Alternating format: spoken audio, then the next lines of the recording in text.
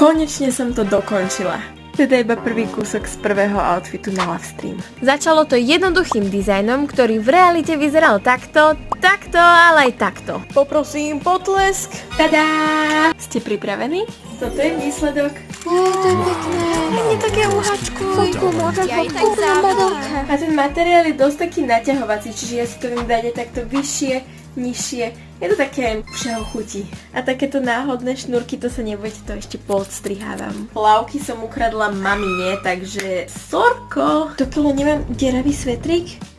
To je tá pointa. Poďme si to zrekapitulovať. Dnešným dňom mi to trvalo presne 26 dní, čo nie je zrovna ideálne. A čo sa týka peňazí, tak ma to vyšlo len 4 eurá za bavlnku. Napíšte mi do komentára, že či sa mi svetrík podarila a či to stálo za to trápenie. No a nezabudnite sledovať tento môj magický proces. Vidíme sa pri ďalšom kúsku.